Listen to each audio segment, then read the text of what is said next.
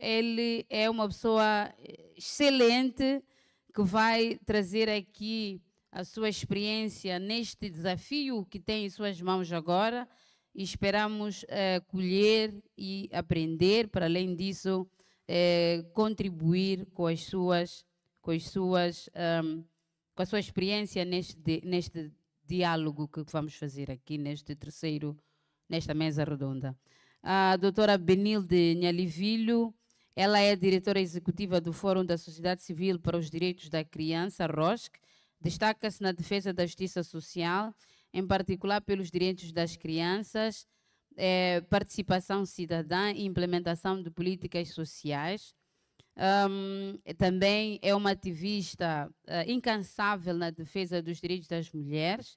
Eu própria tenho um WhatsApp especial só para a doutora Benilde, onde ela me alerta das ilegalidades que os meus filhos e filhas que passam pelas minhas mãos para serem informados, e ela me alerta: senhora diretora, ou aquele seu juiz ou aquele seu procurador está aqui a fazer isto, mas aquilo, ou não está a fazer.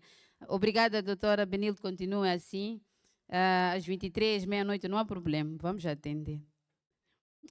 Doutor José Gama é jornalista e ativista social angolano. Muito prazer, doutor José, seja bem-vindo a Moçambique, se ainda não lhe deram as boas-vindas. É atualmente representante do Clube Q na África do Sul, é diretor do portal de jornalismo investigativo do clube com o mesmo nome, em Angola, onde se afirmou como analista político influente no debate público sobre a política angolana. Portanto, o resto da biografia vocês vão ver, vamos ter a oportunidade de partilhar com mais detalhes na página do IES. Algumas regras. Nós vamos dar 10 a 15 minutos a cada orador, começando pelo primeiro orador, a quem tenho a elevada honra de convidar, o Dr. Edson Macuacua.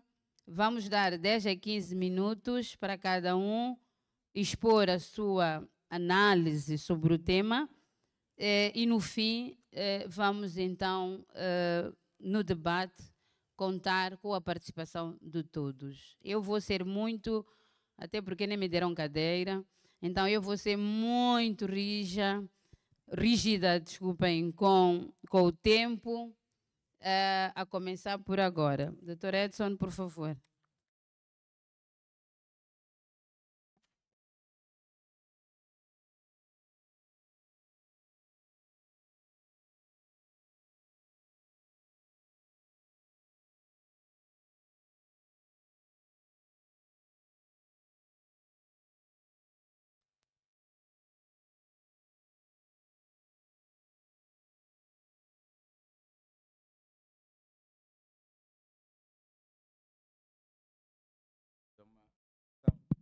No âmbito da celebração dos 50 anos da independência nacional.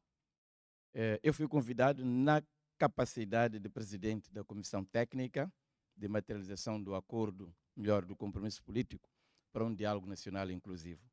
Por isso, não terei a capacidade de apresentar minhas análises enquanto cidadão, enquanto acadêmico sobre o assunto, mas irei aqui apresentar aquilo que é a configuração do modelo moçambicano do diálogo nacional inclusivo, nos termos em que está concebido na lei reguladora do processo do diálogo nacional. Portanto, ciente de que este é o meu mandato, partilhar a organização do processo. Temos dois níveis na organização do processo. Temos o nível político e o nível técnico. O nível político compreende as lideranças dos partidos signatários, dirigidos por Sua Excelência Daniel Francisco Chapo, Presidente da República de Moçambique, e o nível técnico que compreende a existência de uma comissão técnica que é composta por 21 membros,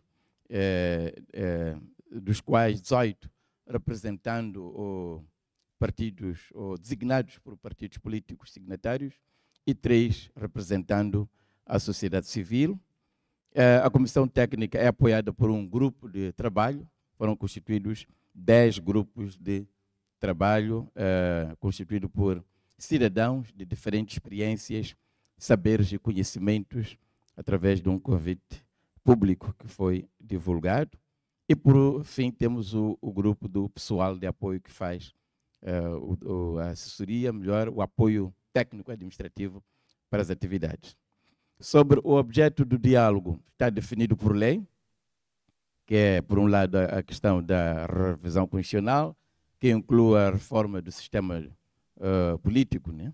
A reforma do Estado, a reforma do sistema de justiça, a reforma do sistema eleitoral e, por outro, temos as áreas de governação que estão aqui elencadas na própria lei. Bom, agora iremos falar sobre os princípios.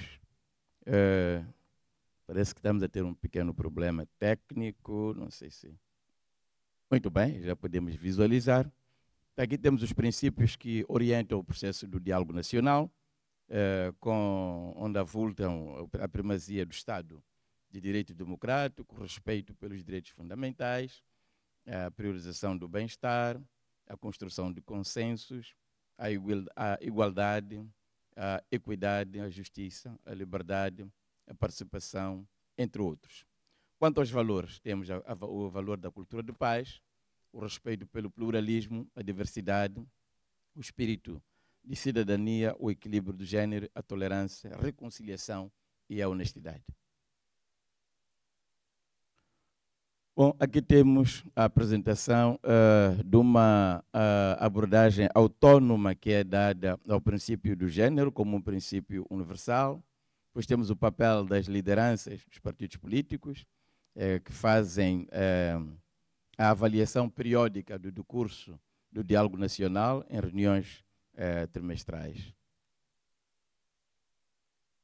Bom, temos aqui as funções da comissão técnica, que, em resumo, é uma comissão encarregue de materializar o diálogo nacional, inclusive, criar condições para que todos os segmentos da sociedade, todos os cidadãos possam participar e dar as suas contribuições. Aqui apresentamos as ações a ser desenvolvidas, assim como as atividades de diferentes grupos de trabalho, que compreendem a organização de eventos públicos, como conferências, seminários, mesas redondas, reuniões com públicos diversificados, assim como mesas redondas especializadas com pessoas singulares e pessoas coletivas, para delas poder buscar contribuições, ideias, opiniões para enriquecer o debate.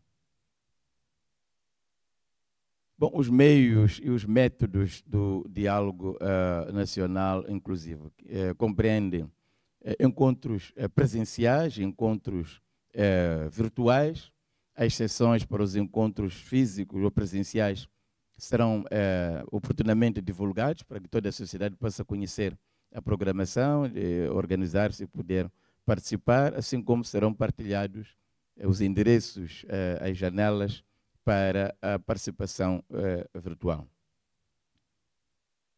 Bom, aqui temos as etapas do processo do diálogo. A primeira etapa já foi lançada, é esta que nos encontramos, que é da auscultação pública nacional, que vai durar praticamente os próximos meses, portanto até dezembro. Paralelamente à auscultação nacional, irá decorrer o processo de levantamento, análise da literatura existente sobre todos os temas que constituem objeto do diálogo nacional, assim como o estudo do direito comparado. Após essa primeira fase, teremos a segunda, que será a de sistematização de todas as contribuições que terão resultado da auscultação pública, da análise, sistematização da literatura sobre a matéria e do estudo do direito comparado, e depois vai apresentar propostas concretas de reformas em várias áreas, em função daquilo que terá sido o resultado deste exercício de auscultação pública, da análise da literatura e do estudo do direito comparado, e estas propostas novamente serão submetidas a um amplo debate público nacional, a nível provincial, distrital e na diáspora. Após esse debate, depois voltaremos a analisar o resultado do debate em torno de propostas concretas para avançar-se para a construção de consensos sobre as diferentes abordagens e transformar estes consensos em acordos que serão assinados pelos signatários e transformar, por sua vez, esses acordos em iniciativas legislativas que serão assumidas e depositadas por Sua Excelência, o Presidente da República. Bom, aqui temos os grupos-alvos e os níveis do diálogo, como podem aferir, são todos os segmentos da sociedade, sem qualquer discriminação, sem qualquer exclusão, portanto, desde os partidos políticos, desde os intelectuais, aos camponeses, operários, em todas as províncias, distritos, assim como na diáspora. Bom, a monitoria e avaliação do processo será feita através de reuniões regulares, trimestralmente, onde irá-se apresentar relatórios que evidenciam, do ponto de vista qualitativo e quantitativo, o desenrolar do processo do diálogo, quantos participaram, com que características, com que contribuições, para que, havendo necessidade de ajustamentos, puderem ter lugar. Bom, há garantias que foram aqui assumidas pelos signatários para que o processo possa decorrer com confiança por parte dos cidadãos, com credibilidade, com integridade e é necessária segurança jurídica. Bom, chegado aqui, muito obrigado.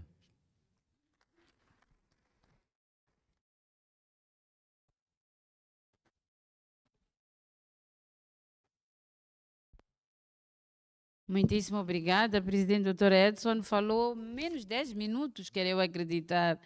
Isto quer dizer que vamos ter mais tempo para debate. A seguir chamo a doutora Benilde Nalvilo, por favor. Mas não é para usar os minutos do Dr. Edson. Os seus. Use os seus.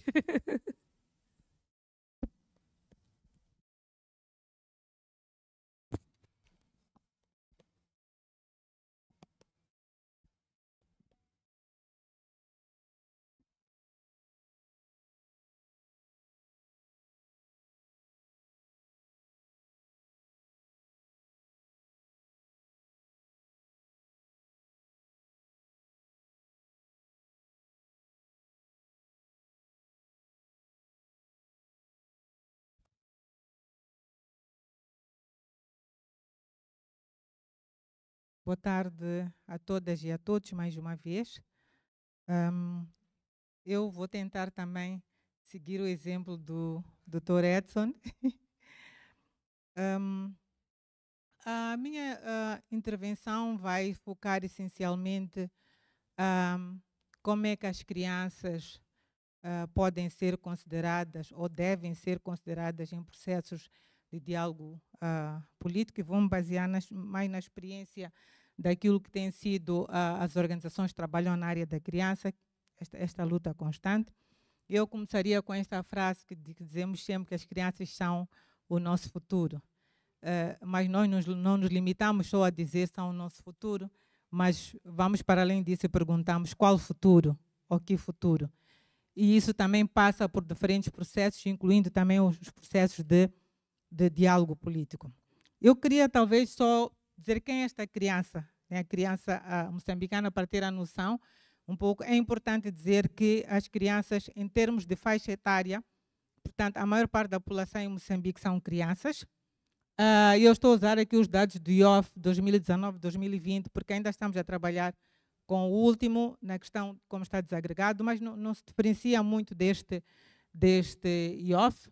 Então, para além de serem a maior parte da população, que é cerca de 52%, estas crianças mesmo, também podemos ver que em termos de... Desculpa.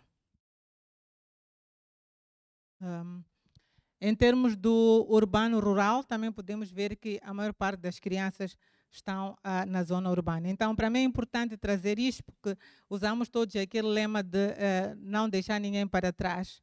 E muitas vezes, nesses processos, nós olhamos para cada grupo-alvo como se ele fosse homogéneo. Mas, tal como outros grupos, mulheres, jovens e adultos, as crianças também não são um grupo homogéneo. E também só essa diferença do quantas estão na zona rural, quantas estão na zona urbana também significa que as formas de poder auscultar e ouvir, e aproveito já fazer aqui lobby com o Dr. Edson, que as crianças também querem ser ouvidas neste processo de diálogo político. Então, estes são alguns aspectos que é preciso ter em consideração.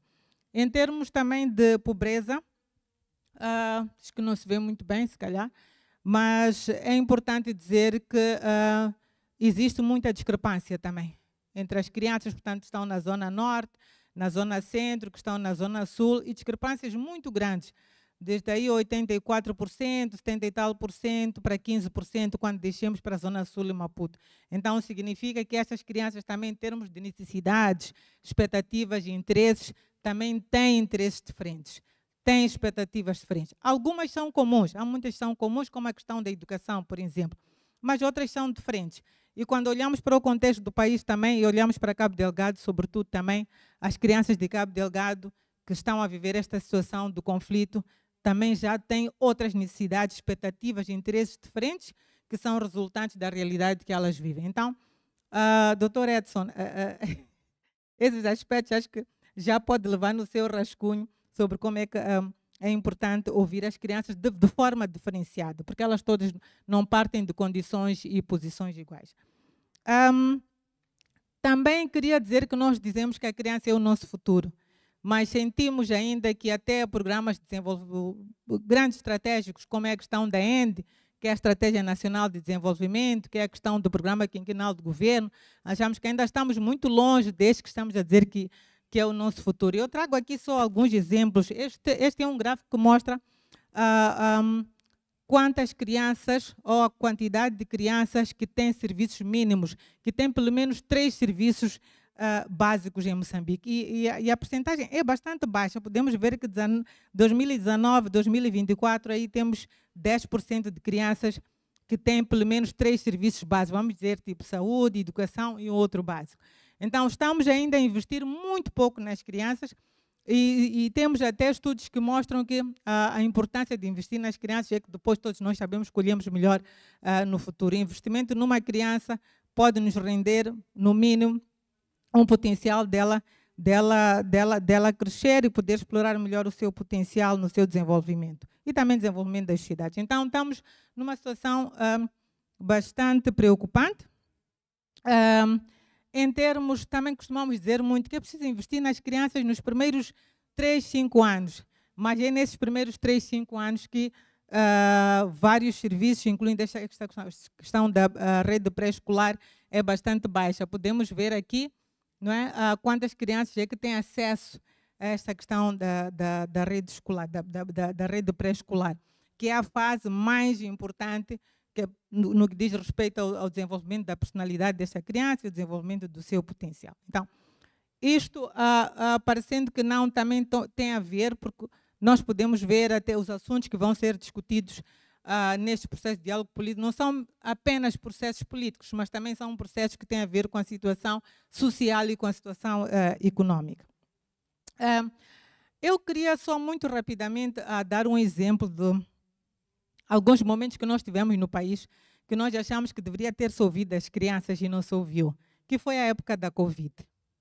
Então, todos passamos por esta situação e há de se recordar que discutimos muitas vezes que as crianças deviam não voltar para a escola. Recordamos, né? As crianças voltam, depois já... Mas as crianças nunca tinham sido ouvidas. E nós dizemos, vamos lá ouvir as próprias crianças, se elas querem voltar para a escola. Não só para ouvir, mas porque achamos que o que elas iriam dizer poderia ou deveria influenciar diretamente naquilo que eram as decisões sobre se elas deviam voltar à escola. Afinal, era sobre elas que estávamos a falar. Então, fizemos uma pequena sondagem, né, durante uma semana. Devo dizer que tivemos muita participação. Nós ouvimos crianças e ouvimos os pais das crianças. Em uma semana, ouvimos cerca de 12 mil pais, porque usamos também métodos digitais, né?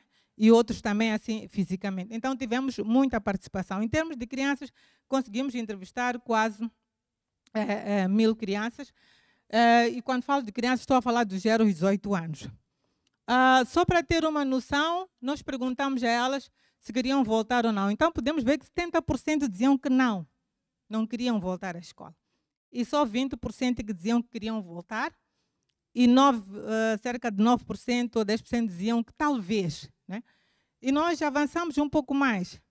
Por que que vocês não querem voltar à escola? Desculpem.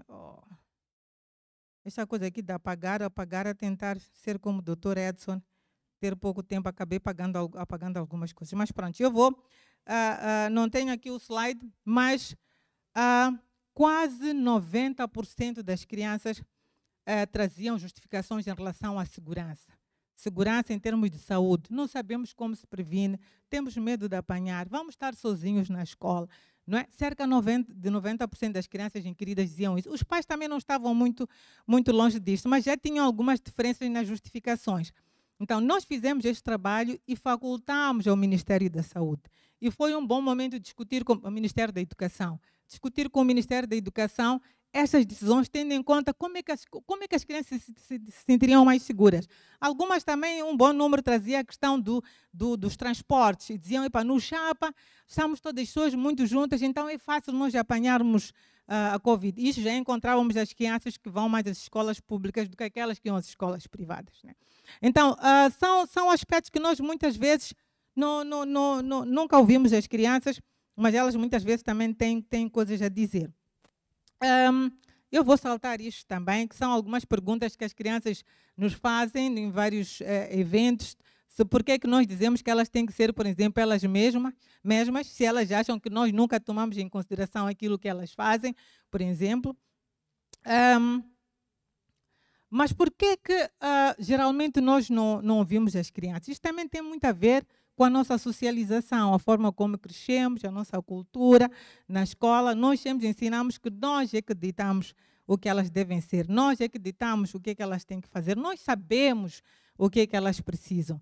E esta forma de pensar faz com que as crianças sejam cada vez mais excluídas dos processos de tomada de decisão. E também são os aspectos que muitas vezes fazem com que as crianças sejam muito submissas ou aceitem situações de violência, porque para elas nós somos a autoridade. Aquilo que nós dizemos está certo, né? Se o pai acha que tem que ter relações sexuais com a sua filha, ela acha que está certo, porque é o meu pai. Então, é assim muitas vezes esta dependência que nós também fomos criados, não só em casa, mas também institucionalmente, as nossas políticas na escola, nos serviços, é sempre no sentido de que nós é que ditamos aquilo que as crianças devem fazer. Eu vou saltar aqui também e vou só recordar que essa questão da participação da criança não é um mero favor, mas temos instrumentos também que ditam isso, e que nos obrigam a ouvir as crianças. Temos a Convenção dos Direitos das Crianças, não vou ler aqui os artigos, acho que podemos ter acesso. Temos também a CADBEC, que é uma espécie da Convenção dos Direitos da Criança africana, que é a Carta de Bem-Estar e Direitos da Criança em África, mas também temos a nossa Constituição. Portanto, temos uma base legal bem segura que nos leva a ter que ouvir as crianças. A finalizar, algumas sugestões sobre algumas estratégias que seriam úteis usar para ouvirmos as crianças. Primeiro, temos que pensar que as crianças também têm voz. É importante que as suas vozes contam. Aliás, elas usam muito. Nós tivemos um programa, agora um pouco antes das eleições, que colocamos as crianças a falarem com todos os candidatos sobre aquilo que elas precisavam. Então, o lema delas era: sou criança, não posso votar, mas a minha voz conta, né? E foi interessante trabalhar com diferentes candidatos, mas como sugestões, nós achamos que primeiro é importante deselitizar, não sei se existe essa palavra em português, mas se nós tivermos processos muito elitistas, os grupos mais vulneráveis, entre eles as crianças, não vão participar, e sobretudo aquelas 70 e tal crianças que nós vimos que estão nas zonas rurais, não terão possibilidade de que as suas vozes contem. É preciso também desurbanizar, não é? Que não seja um processo só urbano, mas que se possa chegar o mais longe possível.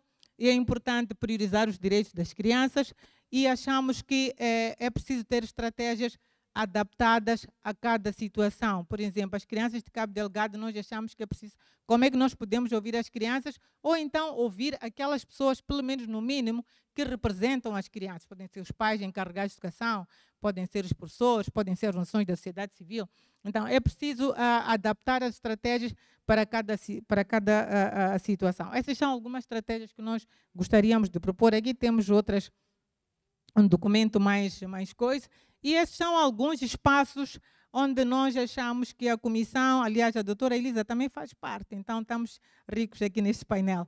São alguns mecanismos que nós achamos que poderia-se ouvir para trazer a voz das crianças. Conhecemos já o Parlamento Infantil, que quase todos nós conhecemos, mas também temos o Observatório dos Direitos das Crianças, que é um espaço, também anualmente as crianças se encontram e discutem as suas prioridades. Temos também a plataforma 3GR, que é um conjunto das 3 principais redes nacionais que trabalham com crianças em todo o país. Temos os comitês de proteção da criança e temos também outros mecanismos que nós estamos disponíveis a facultar a comissão aqui para poder ouvir as crianças. Para finalizar, só mostrar e informar que as crianças também têm o seu manifesto eleitoral.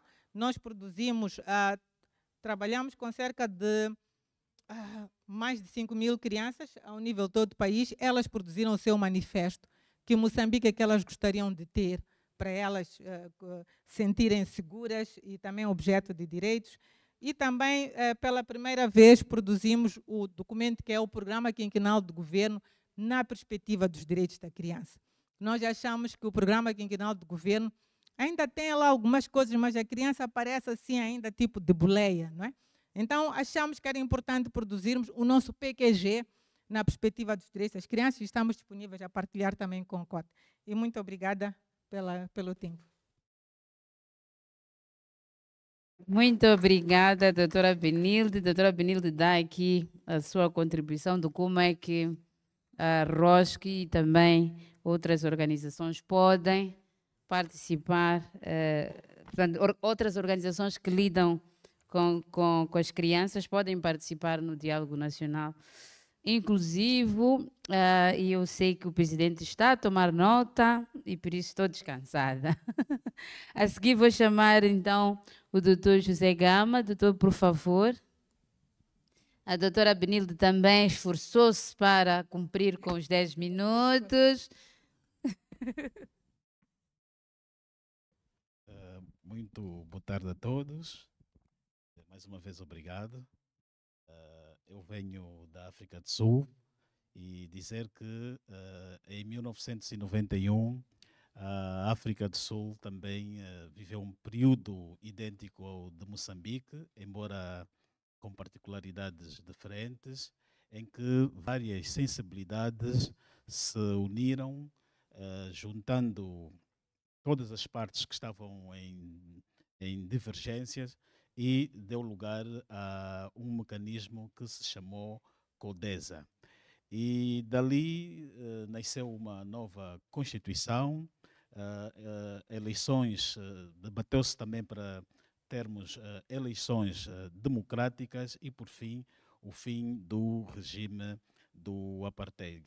E o CODESA era, podemos dizer assim, que era a chamada Convenção para a Democracia na África do Sul, e que foram rondas de negociações entre todas as partes, e teve uma particularidade que foi a inclusão. E nela, no CODESA, faziam parte o ANC, como é óbvio, o governo na altura do apartheid e todos os atores políticos naquela altura.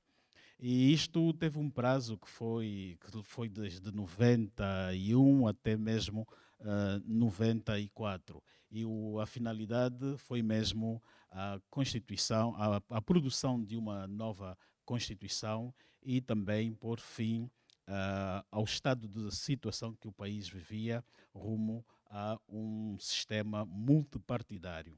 E olhando também para aqui, para Moçambique, nós, o ano passado, tivemos o problema das tensões pós-eleitoral, e a diferença do que aconteceu na África do Sul é que ali foi para resolver, um problema, para a abertura de um novo sistema político, e aqui neste caso de Moçambique é a semelhança também do que já aconteceu em vários países como o Quênia, para resolver um conflito eleitoral. E este conflito levou com que as sensibilidades se reunissem várias vezes. Houve uma primeira fase em que o Presidente da República esteve a se reunir com os outros candidatos às eleições, e este diálogo depois foi evoluindo para uma segunda fase em que também começou-se a envolver mais atores da sociedade civil e também partidos políticos com assento parlamentar.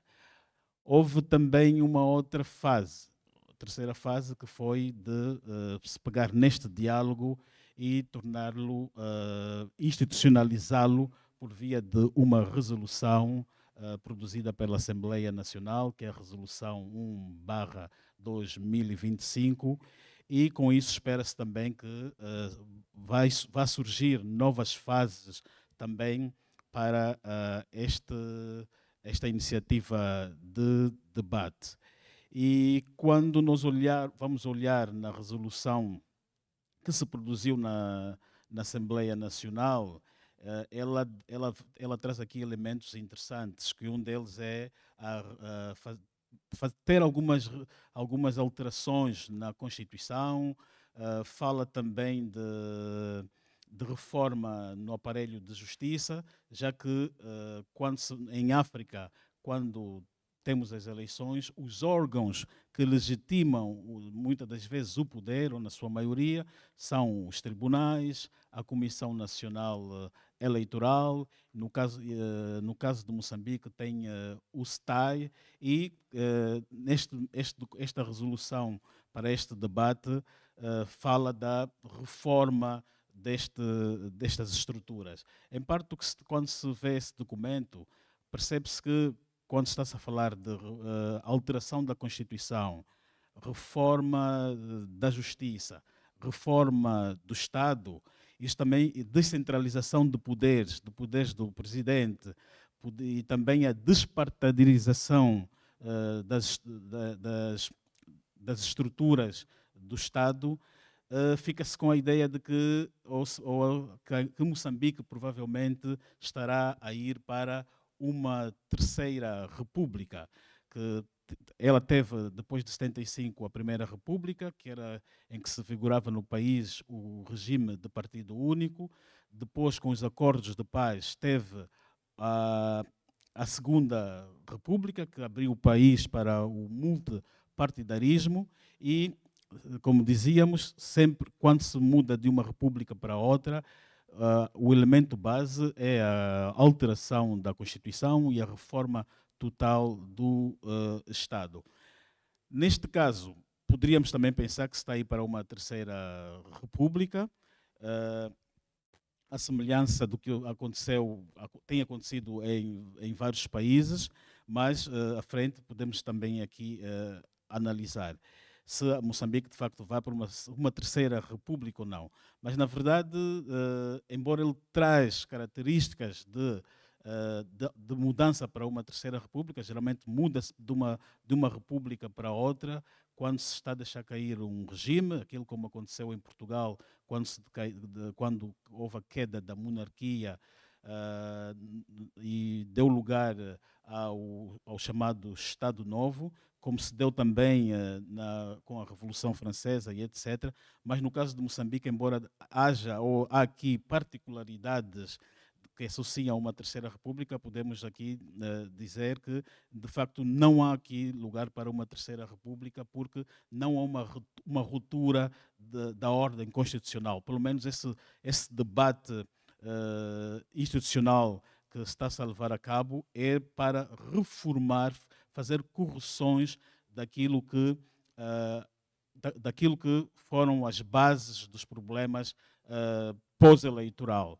Embora que um dos problemas também foi o excesso policial, creio que também neste documento da resolução vai-se também debater e, sobretudo, a inclusão. E a inclusão foi um dos elementos também que vigorou, por exemplo, no caso da África do Sul, quando se criou o CODESA, que foi de terem trago todas as sensibilidades.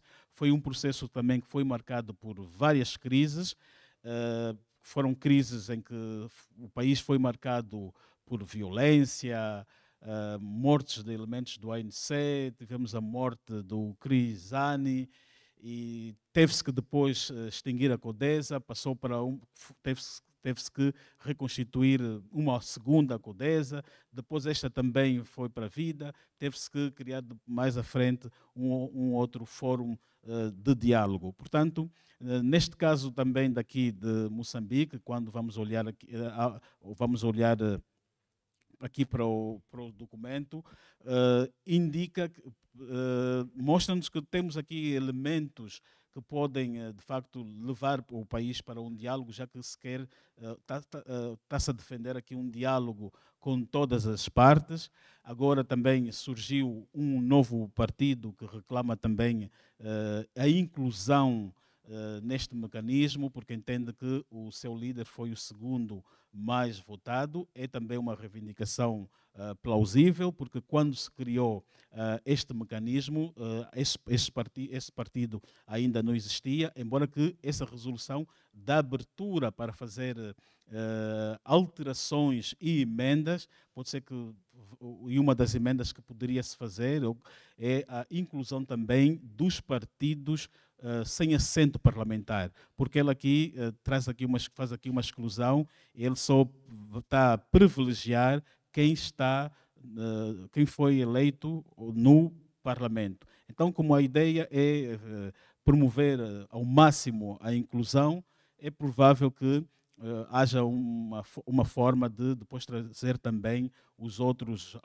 autores, porque a semelhança da África do Sul, a legitimidade desse tipo de debate está também, a sua legitimidade vai estar na participação de todas as sensibilidades possíveis, porque se uma das partes não se sentir envolvida nesse debate, ele depois pode minar toda a situação, todo o cenário e depois desmobilizar também toda a sociedade, e isso depois pode dar um nado morto. Portanto, o exemplo da África do Sul, embora sejam contextos totalmente diferentes, um era para pôr fim ao apartheid, um regime antigo, e este é para fazer correções de uma crise pós-eleitoral, mas também há outros casos também que aconteceram no mundo. Temos o caso da Tunísia, quando caiu o presidente Ben Ali, na sequência da Primavera Árabe. Também houve o envolvimento de todas as partes, inclusive houve também a participação de observadores e moderadores. E neste caso, na Tunísia, a moderação foi feita pela própria sociedade civil. Houve ali grupos como a Liga dos Direitos Humanos, Liga dos Advogados, participaram como moderadores e, inclusive, foram objeto de uma premiação, que é de um prémio Nobel da Paz. No caso de Moçambique, a resolução da Assembleia não prevê a moderação, ou melhor, observadores, mas pode-se também ter aqui emendas, que é incluir organizações da sociedade civil, como a Liga dos Advogados e outras também, sobretudo para ter aquela componente técnica. E a Ordem dos Advogados tem essa particularidade e pode ser também um ganho para este debate. Portanto, é que todos nós aqui tivemos aqui a fazer uma apresentação, toda ela encurtada, e o objetivo era mesmo para criar aqui uma agitação para a plateia, que é para a plateia poder também participar conosco, com contribuições e também algumas questões. Por isso é que no início perguntava que se Moçambique está de facto a caminho ou não de uma terceira república, já que se está aqui a fazer reformas do Estado, reformas da Constituição e também reformas econômicas. Muito obrigado. Essas palmas estão fracas, gente. Eu não vos posso deixar dormir, porque o objetivo deste painel é trocarmos experiências, certo? Estamos num processo muito importante para o nosso país, o diálogo nacional inclusivo. Estamos aqui a receber importantes contribuições. Obrigado, doutor José Gama, pelas suas contribuições. E um dos pontos importantes, o presidente, eu chamo-lhe de presidente, o doutor Edson Macuacua, ele, quando esteve a fazer a sua apresentação, mostrava a composição, mas, sobretudo, a estrutura que o diálogo vai seguir. E uma das linhas, portanto, de trabalho é, efetivamente, a reconciliação e unidade nacional. Para nos falar da experiência da reconciliação, justiça de transição e reconciliação na África do Sul, temos conosco a doutora Shirley Margaret Hendricks. Ela é diretora executiva no Institute for Justice and Reconciliation, Instituto para Justiça e Reconciliação. Possui um doutoramento em Governo e Relações Internacionais pela Universidade de South Carolina, e um mestrado em Estudos da África Austral pela Universidade de York, no Reino Unido. A doutora Shirley tem mais de 20 anos de experiência e especialização nas áreas de análise de conflitos, gestão de conflitos, construção da paz, mulheres, paz e segurança, relações internacionais, aí está, justiça de transição e arquiteturas de segurança regional africana, tendo publicado também amplamente sobre estes temas. Doutora Shirley, por favor, tenha bondade, também tem 10 a 15 minutos. Não vou ser exigente porque queremos aprender de si. Por favor. Thank you, Chair. Dignitaries, organizing committee, fellow academics here today. Really good to be with you. Thank you for the opportunity. Mozambique's current struggles are not unique, as many post-colonial countries on the continent face a very similar polycrisis. Multiple political, economic and social challenges occurring simultaneously, as does South Africa at this moment. I think that citizens are angry at the lack of a democratic dividend, elite corruption, deepening inequalities, and mounting human insecurity. We are all therefore grappling with how to rebuild our societies in peaceful and transformative ways. So I'm going to look at national dialogues as well, but I'm going to confine myself to South Africa. I think what I will do is briefly contextualize national dialogues and then elaborate on the perceived need for national dialogue in South Africa and how that process is being envisaged, highlight some of the strengths and limitations of our current conflict management strategies and what I then believe should be happening right now. So because the national dialogue in South Africa is only just starting, the presentation is likely to be far shorter than the others. I think my overarching argument is that national dialogues are necessary but not sufficient to transform state-society relations. We need more far-reaching thinking and action that will produce the structural and systemic changes that are now required for our peaceful coexistence. We do need to begin to rethink the state in Africa. We do need to rethink democratization, the principles and values by which we want to coexist, our security architectures, development, etc. very much concur with what Ashil was elaborating on this morning in way more eloquent ways than I could. South Africa's process is being forged and shaped as we move along. So there's no clearly defined process as yet, or set of outcomes required, or accountability structures to ensure implementation. That will only come about once the steering committee is in place. So by way of contextualizing national dialogues, the rise of national dialogues globally was coterminous with the third wave of democratization. From the late 1980s, countries in Eastern Europe began to have public discussions to contend with the upheavals in the wake of the fall of communism. So Poland, Hungary, Czechoslovakia, East Germany, Bulgaria, and so forth all had these discussions.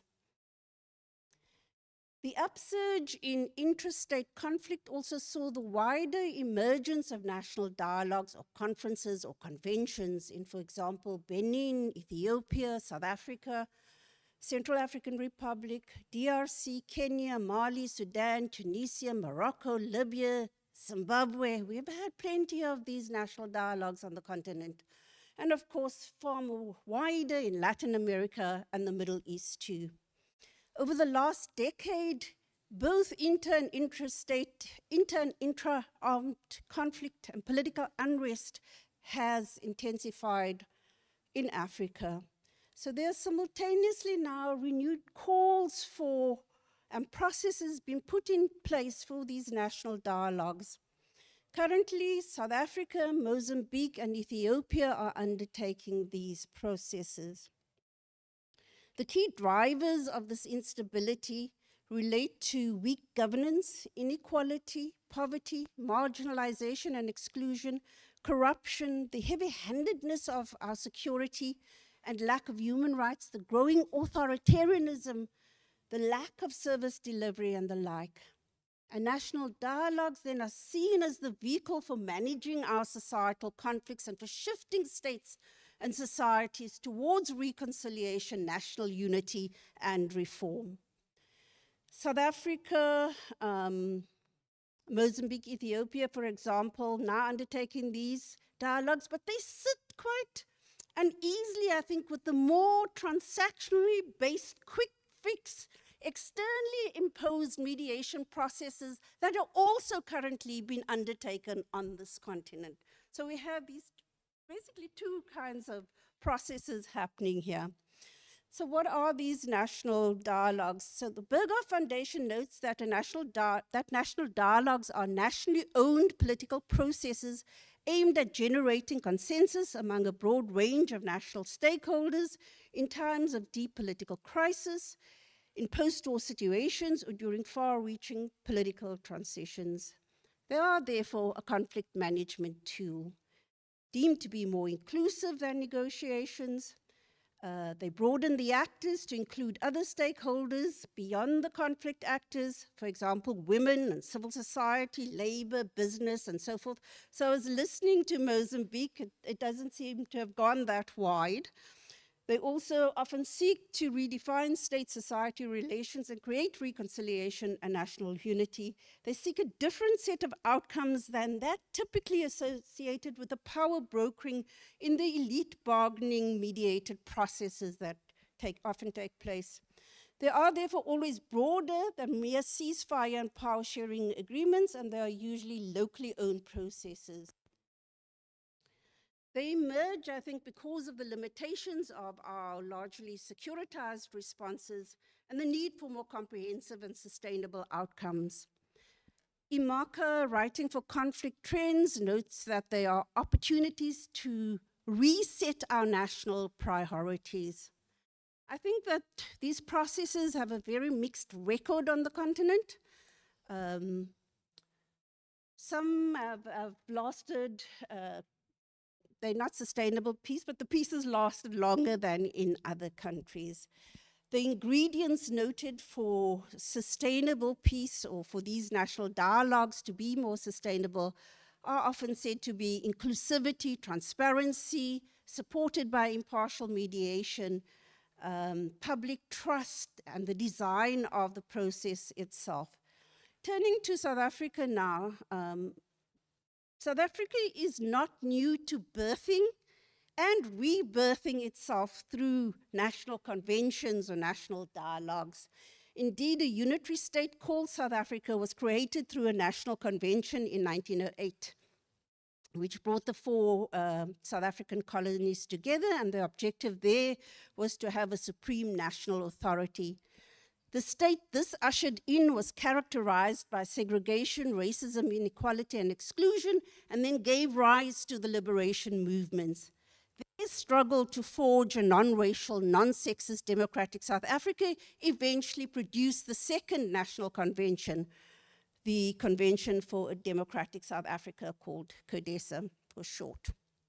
The respective political parties signed a declaration of intent in 1991, which informed the mutually agreed to future society in 1991, a united South Africa with one nation, freedom, equality, and security for all, to heal the divisions of the past, ensure equal opportunity, human rights, social justice, and human dignity, which needed to be encoded into a transitional constitution.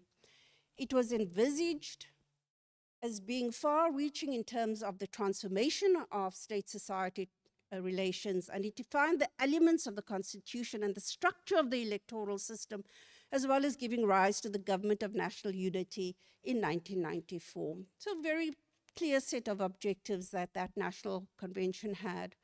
They had the preparation phase where ANC and the National Party were talks about talks, they used to call it. There was a planning committee set up with 10 members, 7 technical committees that produced position papers on constitutional issues, violence, human rights, the Transitional Executive Council, the Electoral Commission, the Media Commission, and on discriminatory legislation. The main issues were then debated by a negotiating council that had 2 delegates and 2 advisors and at least 1 woman. So we were able to reach 30% women way back in the early 1990s, and we struggle to do that now in our negotiation processes. And then the deliberations of the final convention was also broadly publicized, so people knew what was happening there. It was political parties and traditional leaders who were part of that particular process, with 208 members there. That process widely claimed as a miracle, although we know that there was no miracle there. That was effort that was put in.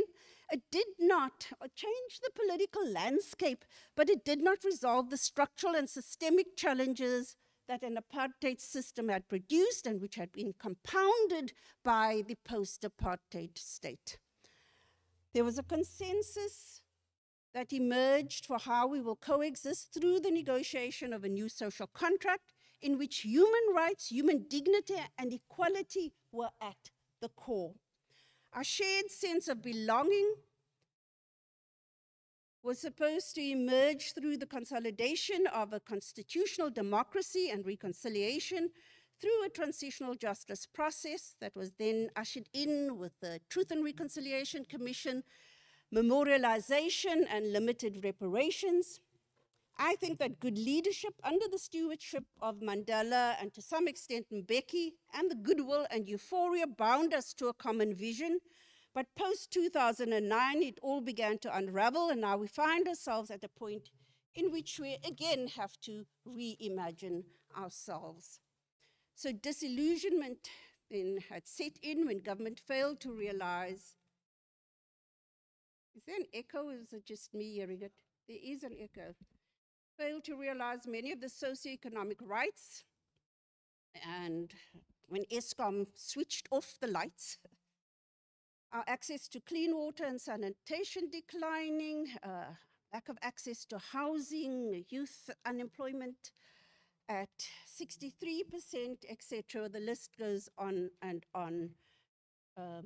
That gives rise to basically this poor governance. I don't need to go through all of this, but this what we associate with poor governance in South Africa, but also crass materialism that reemerges or emerges, and the re-emergence of racialized discourses, ethnic mobilization, xenophobia, party splintering, high crime rates, etc. What we basically say, moral decay and a lack of trust in our leadership. And so now we ask the question again, Quo Vadis, South Africa? Turning to the new dialogue. So the calls for the new dialogue were made way back in 2017 already. Churches and Thabo Mbeki all made this, noticing the decline in the country and the need to come to some kind of consensus for how we rebuild the country. But it was the election results in 2024 that became the game changer. There was a historic low level of voting. Only 40% of those who could vote voted. And of those, only 40% voted for the ruling party, the ANC. And populist parties such as the MK garnering 14% of the vote. That particular election last year clearly demonstrated that identity politics was beginning to dominate our political landscape, ethnic politicization. And because no party won a sufficient majority, the ANC seized the initiative and announced a government of national unity and a national dialogue. They then signed a statement of intent in which that this national dialogue would be all-inclusive with civil society, labor, political parties, and other sectors. Its purpose was to create a national social compact, a 30-year national social compact that, and I'm quoting, will enable the country to meet the aspirations of the National Development Plan. Then this year in his SONA address, our president again indicated that we will have a national dialogue that will unite us in our diversity and define a new vision for our country, and that everyone's voice must be heard. And then everything went quiet. And but it was quiet in terms of the public, but behind the scenes, a lot was happening in terms of the foundations actually mobilizing to get the process going. There was an emphasis on the dialogues being citizen-led, and so the foundations met and 50 organizations met with them, and they decided to lead on a process and went quite far in setting up that particular process. But then the process got somewhat, I can use the word hijacked again, by government, who had essentially set up parallel structures in the meantime. And you all saw the public rift there between the foundations and the government, the foundations essentially pulling out of the first national convention. The themes to be discussed in this national dialogue are jobs and dignity, crime and corruption, climate, environment, gender equality, education and health, innovation and future readiness, fixing the state and values, and social fabric. So it's a very issue-oriented kind of dialogue that is envisaged. A 31-person eminent persons group was appointed by the president, many of them being celebrities. So we have beauty queens and soccer stars and the like in the process. Originally, the president wanted to appoint a steering committee, and then that was halted, and it was decided that a steering committee would be formed at the National Convention, and then at the National Convention, people put a stop to that and said, no, this is not a democratic process. We will go back to our sectors, and we will elect our representatives for the steering committee, and that is essentially where the process is now. The 38 sectors, labor, women, youth, etc., have elected their 3 representatives for the steering committee, which will be announced at the end of September, and then do much of the process work that is envisaged. So we had a national convention on the 15th and 16th. It was billed as a national convention, and then it was retracted and said, no, it was only the launch of the national dialogue and not a national convention. So you can see this is a messy process going in, right? It's very messy. It's expected that we will have the 38 sector dialogues, that we will have 13,500 ward-based dialogues. And then if you want to have a dialogue at your school or at your church, etc., you can have a dialogue.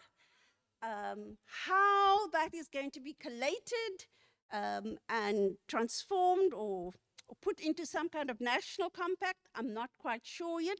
It seems like a bit of an unwieldy process, but that I think is for the steering committee to then determine for how that will unfold. Yeah?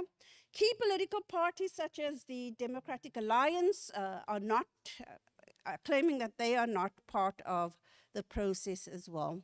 So as we enter this national dialogue, there's many uncertainties around process, around budget, around outcomes, around accountability. We must co-create participatory futures, but how can we do this in ways that can lead to the outcome, a new social compact that requires not only eliciting the challenges, but finding long-lasting, implementable, fair, just, and sustainable ways to do so. We want this to be inclusive and far-reaching, but what is manageable, and at what point does the data actually become saturated? So you can have 20,000 dialogues. Are you going to essentially get different things? I think that if community action plans come out of those ward dialogues, the process in itself would have been beneficial. But as I indicated, I think that this is a very limited process. It needs to run alongside more deeper thinking of how we overcome the structural challenges. I see Mozambique has divided itself into working groups that will think deeply along those issues. We need something like that happening alongside our process of having conversations, is what I'm calling it, with the nation. This cannot be a populist exercise. It cannot be a technocratic exercise. It actually does require some thought leaders to put their thinking caps on. The strengths and limitations, by way of conclusion. So national dialogues are but one of a suite of conflict management strategies. We cannot simply have a dialogue and think our challenges will be resolved. They are the beginning of the process, not the end. They are consensus seeking on what issues are to be tackled and provide a sense of collective ownership and responsibility for resolve, but they often fall short post the development of the peace plan because the implementation does not occur. And because we essentially still seek to reinstill old, non-functional Westphalian state systems that I think we need to really begin to look at now. I will include, there's a whole long list of what these dialogues need to be successful. I named many of them already, but I think trust building is very important. Norms and principles that guide the process are important. We have traumatized societies, leadership deficits, structural issues, relational issues that require a more transformative lens. Our states remain prebendal sites of accumulation that are unable to deliver on the basic functions we associate with states. The democratic systems of rule, largely are conceived of as multipartyism, and elections we instilled have not produced the intended outcomes of being participatory, representative, reflective of the will of the people, or producing an acceptable distribution of the public goods. So trying to reconfigure these systems may be too little for us at this point. Similarly, our conflict management systems and our security architectures nationally, regionally, and continentally need to be reset. broadening the national dialogue process, i.e. just more voices coming in, is not in and of itself going to assist us with the new pathways we need to devise. We can't have band-aid solutions, and actually, I think this is where all of our struggles intersect. Across the continent, we need to work more collectively, not just have national dialogues, but have regional dialogues, because the challenges that we face are so common and don't stop at national boundaries. And just lastly, I fear sometimes that national dialogues are becoming ways for political parties to re-legitimate themselves. They must not be used as such. Instead, what we need to be doing is discussing whether we want political parties to be our forms of representation in future at these dialogues. I thank you. Thank you, Professor Hendricks.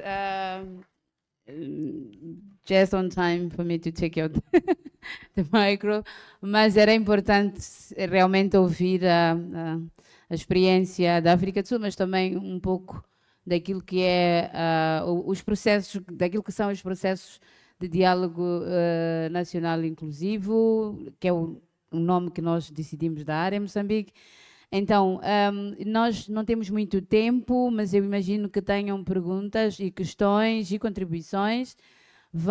Não vou resumir, nem teria capacidade para isso, mas uma mensagem simples aqui foi deixada, que é importante sublinhar: os processos de diálogo nacional inclusivo não são o fim, são o início, e a questão da inclusão, verdadeira inclusão nesta conversa, que o nosso país mostrou aqui uma vontade política, porque também é importante sublinhar isto.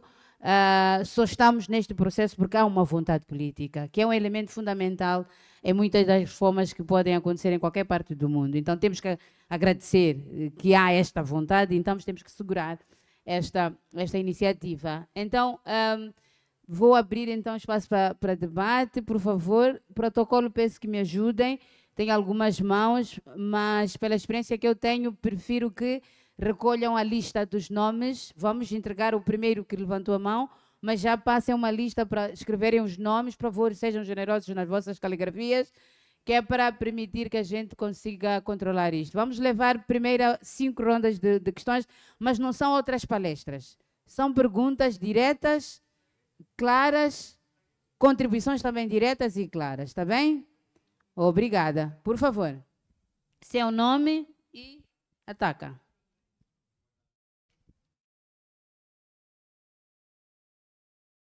Boa tarde, meu nome é Flávio Kembo, eu estou aqui na qualidade de vice-presidente da Associação Moçambicana de Cientistas Políticos.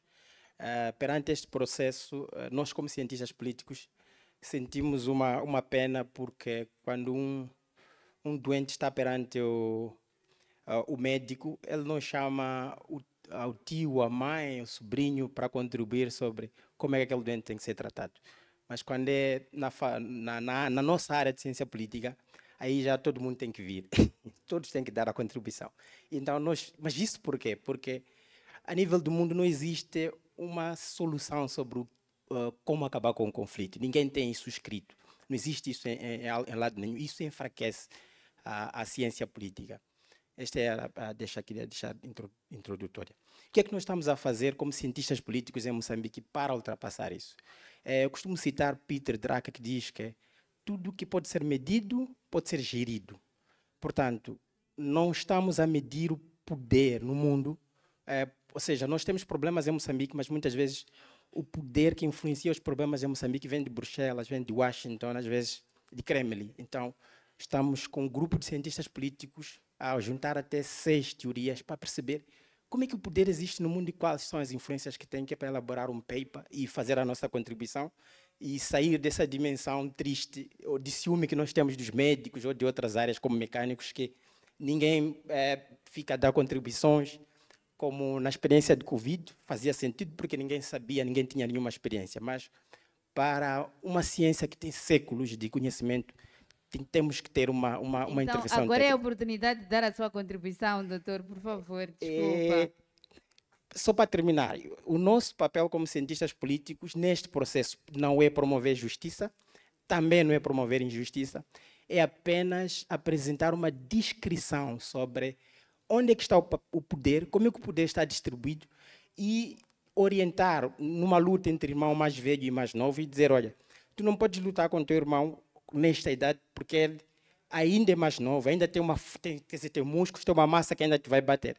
Mas se continuares a bater no teu irmão mais novo até 2027 ou 2028, até lá já terá uma massa que pode lutar ou te enfrentar. Então nós queremos evitar esse conflito e o nosso papel é exatamente descrever e explicar as partes para evitar que eles entrem em conflito desnecessariamente, quando podemos informar que forças um tem, que forças o outro não tem, quando é que pode-se evitar esse conflito. Muito obrigado. Está bem. Então era a inscrição do presidente da COT, já a Associação Moçambicana de Cientistas Políticos.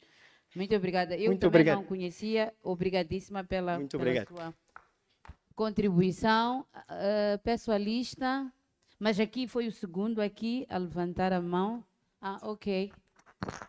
Bom, boa tarde. Na apresentação da doutora Benilde, Nome e desculpa, Hélio Mucavelli, e eu dizia que na apresentação da doutora Benilde... estudante, cientista político. Estudante. Sim, eu dizia que na apresentação da doutora Benilde, ela esteve aqui a apresentar alguns dados e durante a apresentação desses dados ela mencionou que um dos métodos de recolha de dados foi usaram a tecnologia para poder recolher esses dados, para poder perceber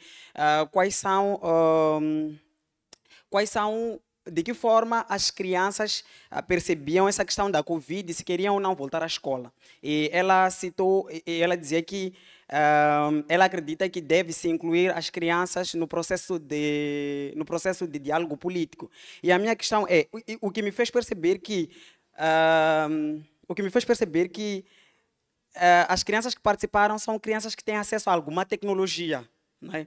Então eu queria saber de que forma se pretende incluir crianças das zonas rurais que não têm acesso a nenhuma tecnologia, e sabendo que existem problemas mais estruturais, como a pobreza extrema, e de que forma se pretende incluir essas crianças no processo de diálogo político? Nacional e de que forma? inclusivo. Sim. Obrigado. Muito bem. Está registrada a questão. Madalena Arcanjo. Sim, boa tarde. Boa tarde. Já disseram o meu nome, sou estudante. Sim, ainda na mesma senda do meu colega, eu gostava de saber como é que a sociedade civil e o Estado podem colaborar para transformar essa participação infantil de um princípio, sair de um princípio abstrato e para uma prática efetiva e institucionalizada. Muito bem. Está registrado Hamilton Litsugu. Litsugi, desculpa. Saudações a todos. Sou Hamilton Litsugi, como já referenciado, estudante da Faculdade de Economia e assistente de pesquisa. Primeiro, gostaria de direcionar ao representante do governo... presidente da COT. A sua excelência, presidente da Comissão do Diálogo Nacional Inclusivo, o Dr. Edson, e nosso docente também lá na faculdade. Opa! Nós estamos a falar de diálogo nacional inclusivo, tendo noção de que estamos num contexto de fragilidade de instituições públicas que deveriam beneficiar o povo, mas não o fazem, e, ao mesmo tempo, há uma rigidez bélica que serve, de uma certa forma, para a defesa de minorias elitistas. Este processo todo leva a uma insatisfação popular que acaba tirando a confiança no governo. Como é que este diálogo pode ir avante, sabendo que há uma certa insatisfação debaixo do tapete por parte da população no geral? Segunda questão, como o referenciou o doutor José Gama, falava sobre uma terceira república, a possibilidade de uma terceira república, falando da alteração da Constituição. Eu questiono, como é que nós vamos alterar a atual Constituição, não que não deva se fazer, sem que se conheça holisticamente a Constituição atual? E aproveitaria dizer, por que não, da mesma forma como a partir da 6ª classe tem educação moral e cívica, ensinar-se a Constituição da República a partir da 1ª classe? Porque como cristão existe escola bíblica, ensinam de uma forma direcionada às crianças aquele que é o nosso texto religioso. Por que não um texto que é importante para toda a sociedade moçambicana ser ensinada a partir da primeira classe? Qual é a sua contribuição para a comissão? É exatamente esta sugestão de que poderia arranjar-se uma forma de tornar-se ou fazer-se um guia infantil da Constituição da República e ser lecionado desde os níveis mais baixos do ensino. Muito bem. Ok? E para a doutora Hendricks, posso comunicar? Sim. Dr. Hendricks, it was good to see an X-ray of SA because usually we in Mozambique, we see SA as in heaven, as a paradise. So it was good to see all the political and socio-economic fragilities that they have, because in a way they also affect us, because a considerable part of Mozambicans, they work there. And when the minorities are despised or are marginalized, this can be transformed into xenophobia that will affect directly or indirectly Mozambicans and Zimbabweans, etc. So it was good to see South Africa in such a way. Thank you. É mesmo, aluno do Dr. Edson. Obrigada, Hamilton. Paulo Comé? Obrigado. Meu nome é Paulo Comé, sou consultor. Saí da Faculdade de Economia, né? Tenho uma startup, mas minha discussão aqui é básica. Quero discutir as verdadeiras causas que nos levam a... É mais contribuição, que nos levam a nos reunir para um debate inclusivo. Porque, ainda, apesar de a doutora ter falado que não vamos levar para um tema tal, mas aqui no discurso falamos do... isso nos leva como causas sociais e econômicas. Não, mas, desculpa, não que não possam falar.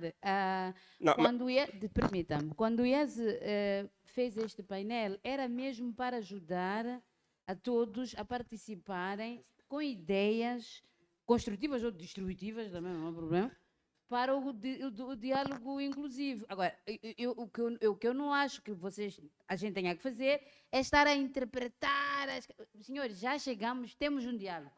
Agora, como é que podemos melhorar? Os nossos convidados do fórum trouxeram as experiências e trouxeram algumas recomendações. Eu espero do painel que também me digam quais são. O que é que... Aqui falaram das crianças, ok? Vamos ouvir as crianças rurais, não vamos... O que eu quero discutir as causas, doutor. Diga-nos lá, como é que quer você contribuir para o diálogo nacional inclusivo? O que é que não está, devia estar? Por favor, temos que organizar isso, senão saímos daqui consciências políticas e não sei das quantas. Faz favor. Desculpa, não é tocar nas causas como tal, tu ia fazer essa ponte. Não ia levar nem 15 segundos. Está bem, por favor, mas 15 minutos não? 15 segundos, não ia levar nem 15 segundos para isso. Está bem, faz favor, Paulo. Porque o Lúcio também falou a questão dos cientistas políticos, estamos a invadir alguns temas para discutir, mas não é muito bem assim. Okay. Porque o que acontece, isso é tipo, no nosso país é nosso problema, porque os advogados discutem de tudo, os economistas de tudo, só há mais espaço em mídia para isto, de vários tipos de assuntos, e casos muito mais específicos, porque são muito mais técnicos, só nos socorremos dos médicos quando for isso. Então, isto é o nosso problema aqui, crônico, no país, então não quero levar para este lado. Mas eu, quando falava na questão de discutir o centro do problema, é que às vezes estamos a ter um debate inclusivo agora porque surgiu algo. E posso dizer que há heróis da ocasião. Se nós não discutirmos a nossa estrutura do Estado, vamos perceber que a maior parte da população é analfabeta. E eu, se criar um movimento hoje e conseguir cativar o maior grupo de população, vão também vir discutir o meu assunto. Então, eu acho que é preciso discutir a estrutura do Estado, como ela está concebida, porque é aí onde começa a haver problemas. É só isso. Muito obrigada, Paulo. Discutir a estrutura do Estado. Muito bem, essa é uma boa contribuição, concordo consigo. Abibu Hassan.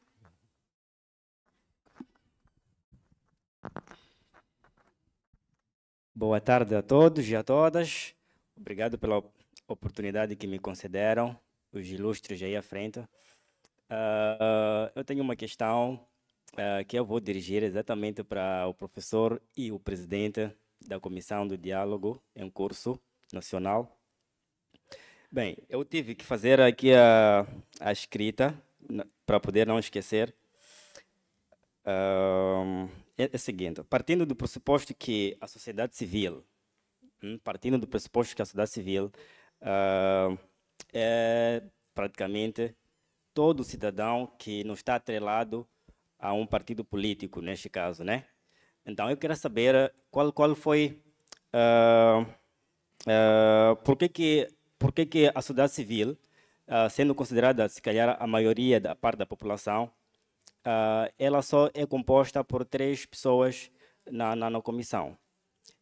E também queria saber, a segunda questão, queria saber sobre quais são os instrumentos concretos que vão ser revistos ou que vão ser alterados, deixando a parte da Constituição, porque tem uma parte da Constituição, eu não posso falar de direito porque estou mesmo em frente dos grandes especialistas. Temos aqui a doutora Elisa e também o presidente Edson Macuaco, que são doutores, efetivamente, nessa área. Mas tem uma questão da Constituição na Constituição da República que fala sobre quando a questão de terra, por exemplo, a questão de propriedade. Quando alguém está, por exemplo, a ver num sítio, numa comunidade, e aquela comunidade tiver recursos minerais, por exemplo, ou algum recurso, um recurso precioso, então, aquele recurso não deve pertencer àquela comunidade, pertence ao Estado. Então, a questão é, quando o Estado expropria aquele recurso, ele, se calhar, vai concessionar uma empresa. E aquela empresa, o que acontece? Ela depois não vai canalizar os recursos provenientes daquele recurso ou produzido daquele recurso para poder satisfazer as necessidades da população em geral. Então, isso também, ultimamente, tem gerado muitos conflitos, até porque alguns conflitos que estão enquadrados nas províncias de Cabo Delgado, Tete, entre outros, estão relacionados exatamente. Discutir esta questão? Quer saber se vamos é possível sim recursos olhar, naturais. sim, observar, Okay. exatamente, é possível observar. Bem, eu vou parar por aqui por enquanto. Obrigado. Obrigada. É a Bibo, né? A Bibo questiona por que só 3 membros da sociedade civil. E outra questão, estamos a discutir a questão dos recursos naturais, de legitimidade, de direitos, não é? Com relação às comunidades receptoras desses projetos. A seguir, Firmino Chirime. Finalmente. Boa tarde a todos. Cumprimentar ao painel e obrigado pela locução. Vou ser um pouco direto e breve. Em Moçambique nós temos leis, digamos que muito bem elaboradas, mas o que falha é o processo de implementação. Então, o que condiciona esse processo de implementação para que as leis sejam realmente efetivadas, sejam realmente cumpridas? E vou pedir uma resposta do painel. A pergunta é para todos. Uma questão técnica e acadêmica, segundo a moderadora, disse que estamos na academia. Então, eu peço uma questão técnica e acadêmica e, desculpa fugir um pouco do protocolo, vou pedir à moderadora, na qualidade de diretora do Centro de Formação Jurídica e Judiciária, dar algum comentário que há falhas sérias e graves no processo de implementação.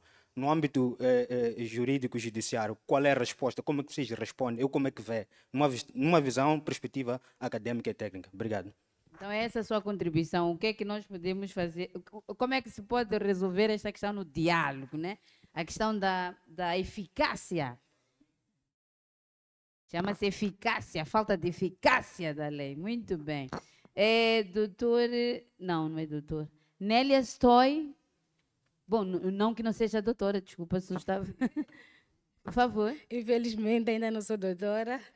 Chamo-me Nélia Stoy, estudante finalista de Ciência Política pela Universidade Eduardo Mondlane. Eu escrevi aqui vários bullets, mas vou tentar resumir.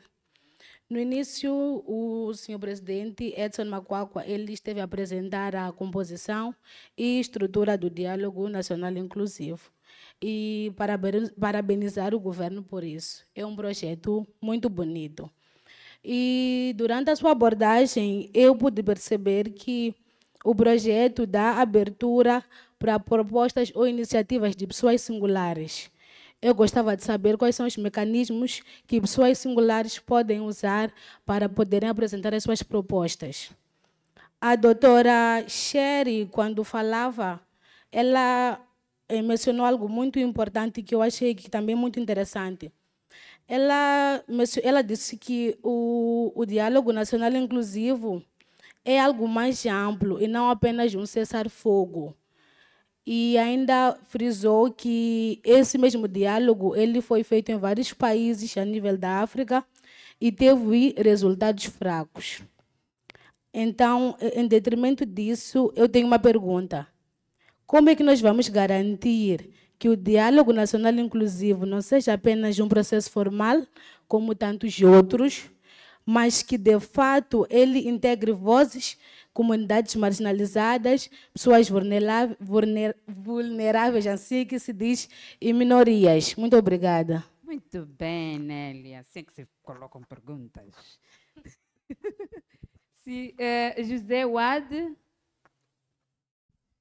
não desista por isso, só seguir o exemplo da Nélia. Não sei se todos almoçaram, mas boa tarde a todos. Boa tarde. Sou estudante semifinalista da Faculdade de Direito da Universidade Eduardo Mondlane e tenho uma pergunta para o Dr. Makwakwa, que apesar de não ter sido meu professor, espero um dia poder ser meu professor. Eu gostaria de saber do professor Makwakwa qual é o papel das universidades ou do ensino superior neste diálogo nacional inclusivo. E se há um papel das universidades, quem participa? Os docentes, os estudantes, ou melhor dizendo, acadêmicos, como? É só isso o meu contributo. Obrigado. Muito bem, vai ser respondida. Por último, tenho Alberto Loyola. Loyola, por favor. Sou Alberto Loyola, da Universidade Católica de Moçambique, e venho lá da periferia, Pemba, Cabo Delgado. Então essas notícias só não chegam através da televisão, então já me sinto já a participar. Na verdade, eu tenho uma sugestão ligada à questão da descentralização desse diálogo. Se calhar deveríamos repensar em mecanismos locais de diálogo. A experiência que nós temos, estamos lá na periferia, é que sempre devem vir equipas a partir de Maputo para as províncias, e isso em algum momento nos tira alguma autoridade. Muito obrigado. Obrigada, muito boa a sua contribuição. Eu lembro-me quando estávamos na CRED também, questionavam, mas por que tinham que mandar pessoas de Maputo para vir nos auscultar? Aqui não podemos nos auscultar sozinhos. Já não temos muito tempo, caros oradores, então, na ordem das intervenções, vou-vos passar a palavra. E não vou interromper e vamos passando um cada outro. Por favor. Muito obrigado.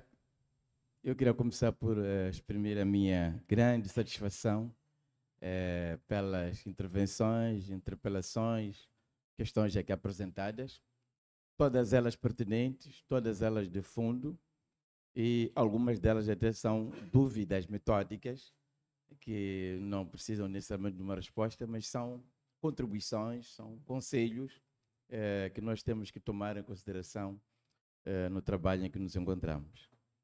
Foi levantada aqui a questão das crianças, a sua participação. Nós acolhemos muito bem esta proposta e queremos já responsabilizar ao Fórum das Crianças, né, para que ela própria nos prepare as mesas redondas, prepare-nos uma proposta de um programa nacional inclusivo, não apenas para Maputo cidade, não apenas para as crianças urbanas, não apenas para as crianças com tecnologia, mas pensando aquelas crianças que estão em Xinonanquila, que estão em Negomano, que estão em Assunge. Portanto, queremos receber uma proposta concreta e responsabilizar a Rosca, né? Exatamente, como o braço da Comissão Técnica para implementar o diálogo nacional inclusivo ao nível das crianças. Levar o diálogo às crianças e as crianças ao diálogo. Então, gostaríamos de ter como nosso parceiro. Sobre a Associação dos Cientistas, muito bem colocada essa questão. Eu costumo, quando dou aulas na faculdade, de facto, brincar com os meus estudantes. Eu costumo dizer que há uma nova classe que está a emergir. São os chamados tudólogos, são aqueles que sabem tudo. Ele basta estar na televisão, sabe tudo. Não há nenhuma questão que quando é colocado, diz, não, essa não é a minha especialidade, essa não é a minha área, nada. Engenharia responde, biologia responde, química responde, informática responde, direito responde, economia responde. Mas então por que as pessoas têm que ir à escola? As pessoas já sabem tudo. Então, de facto, é muito importante reconhecermos que há especialidades e colocarmos realmente os especialistas, cada um a fazer a sua parte. É como a confusão que muitas vezes fazemos entre um trabalho de pesquisa, trabalho de investigação e trabalho de consultoria. Muitas vezes levamos o trabalho de consultoria e colocamos como se fosse um trabalho de pesquisa. Quer dizer, ele é um cientista, ele elaborou um trabalho e toma-se grandes decisões que deviam basear-se em evidências científicas, mas baseiam-se num relatório de consultoria. Portanto, este é um desafio. Infelizmente, não é só em Moçambique. Isso faz parte da chamada tal era de pós-verdade, onde todos questionam tudo e todos sabem tudo. Hoje não temos certeza quem é a verdadeira autoridade em determinadas matérias. Você vai às redes sociais, cada um de nós aqui publica, explica, ensina, e não sabemos exatamente quem é que está devidamente autorizado para efeito. Então, realmente é um grande desafio. Mas no caso da Comissão Técnica, nós temos um cientista político, que é consultor da Comissão Técnica, que é o professor Jaime Macuano. Ele foi contratado, mesmo que é para valorizar o princípio da especialidade. Então, ele é um dos consultores que desenham os termos de referência dos grupos de trabalho. Nós sempre olha, nós somos Comissão Técnica, mas nós não somos tudólogos. Não podemos ser técnicos de tudo, não é possível.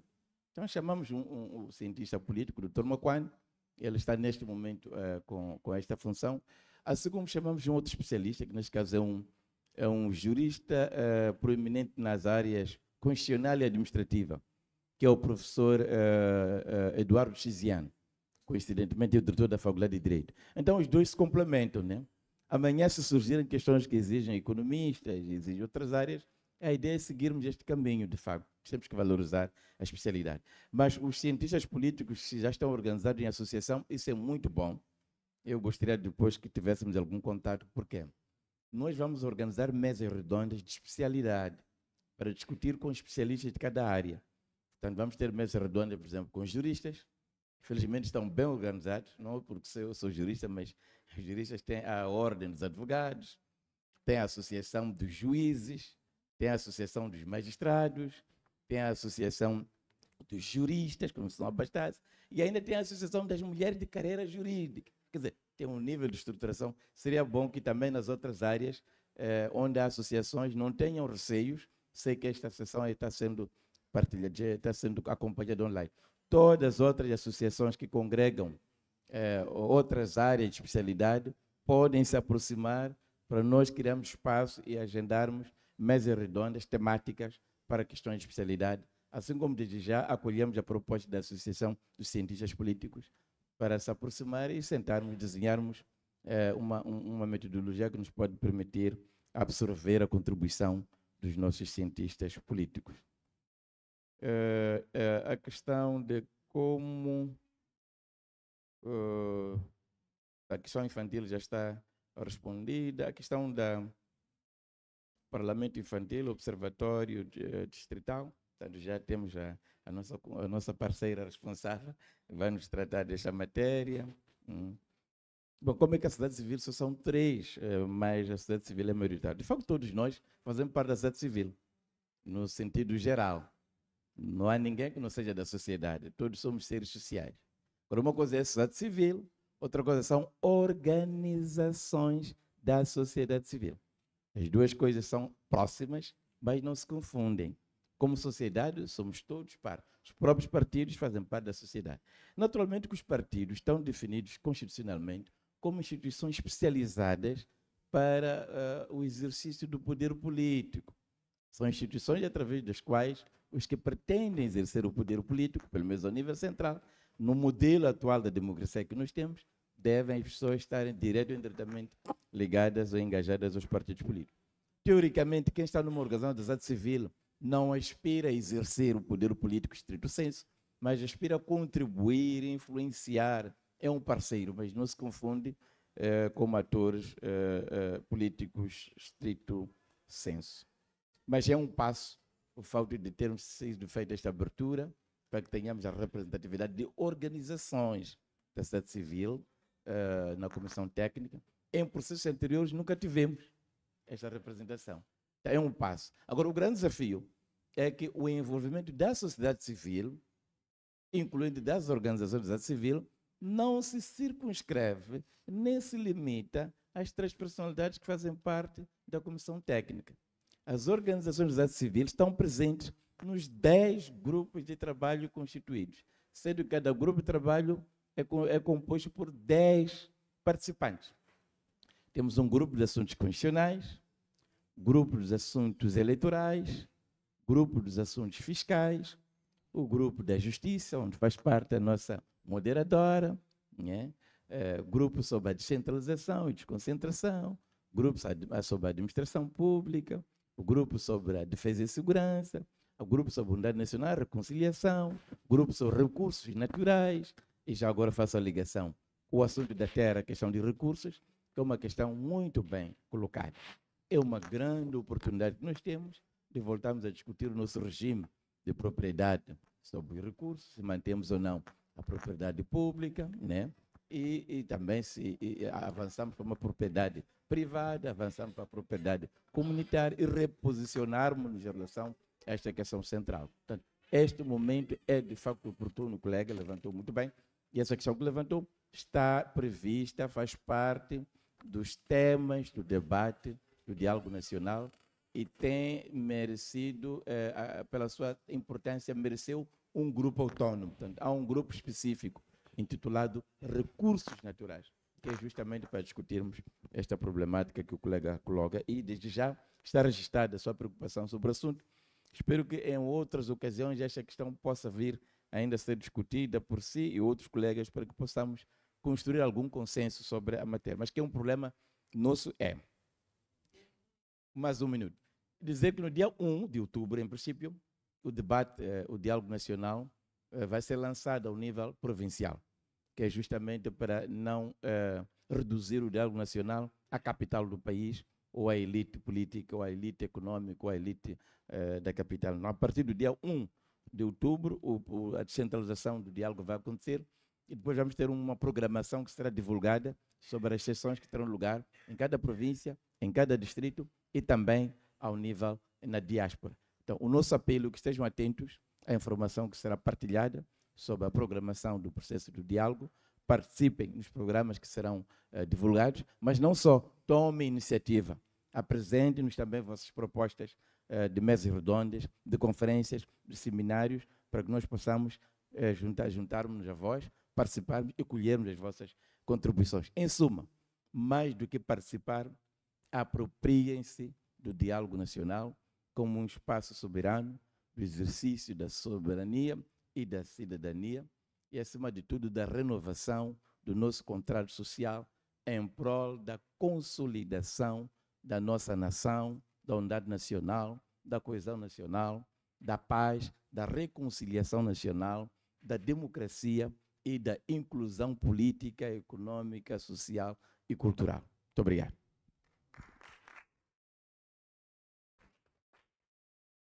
Obrigada.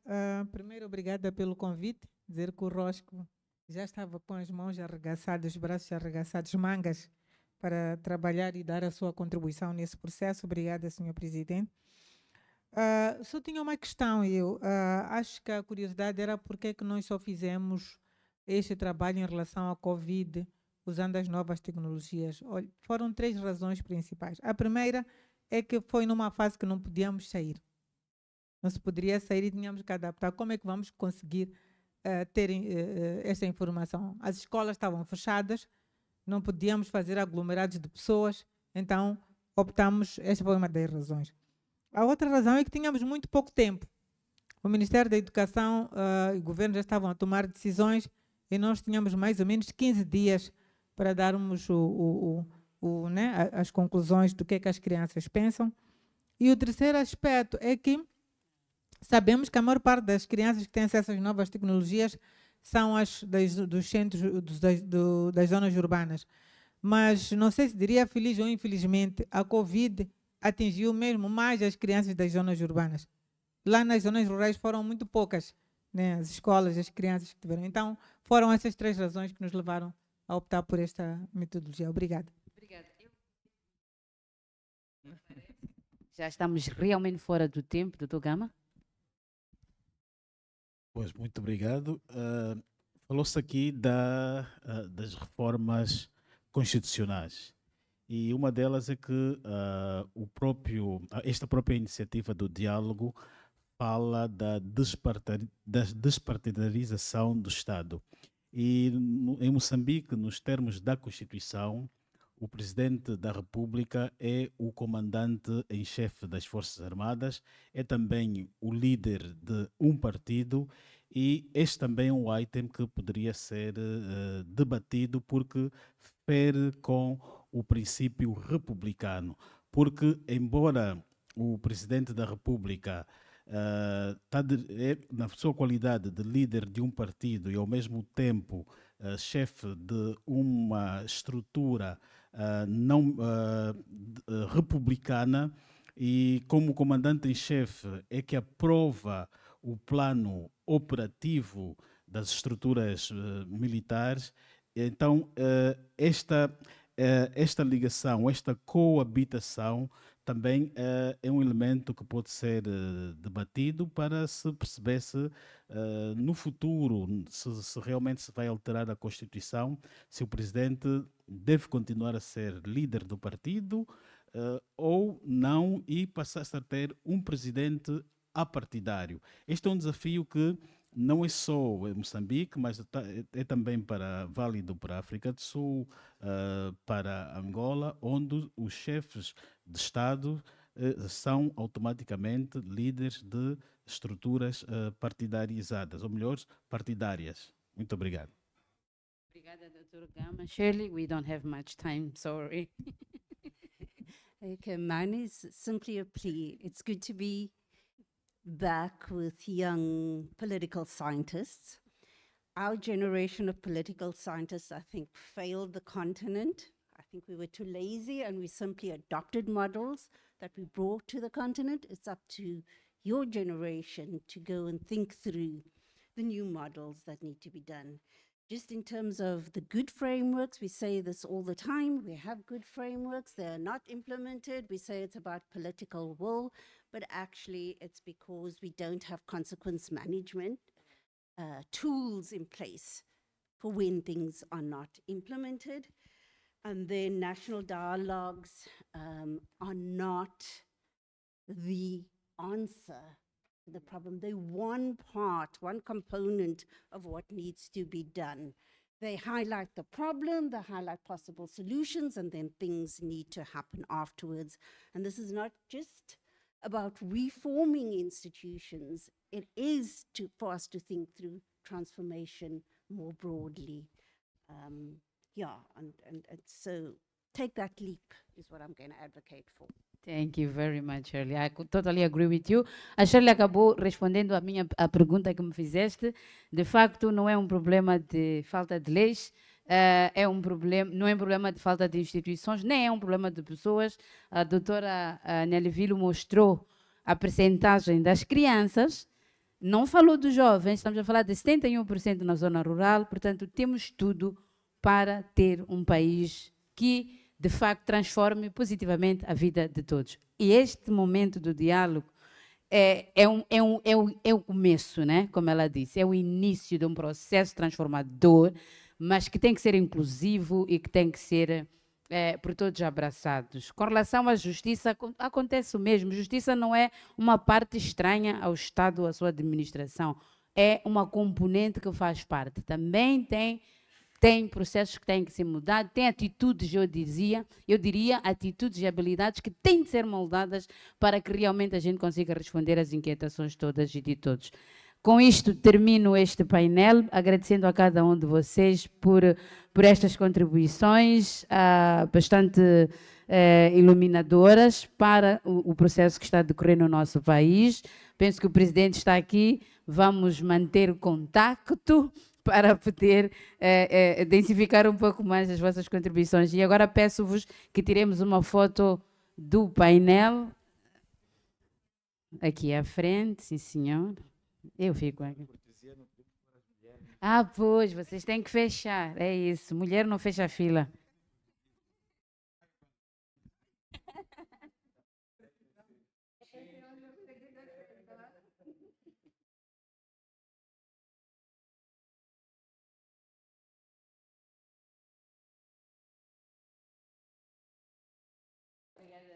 Obrigada, sim.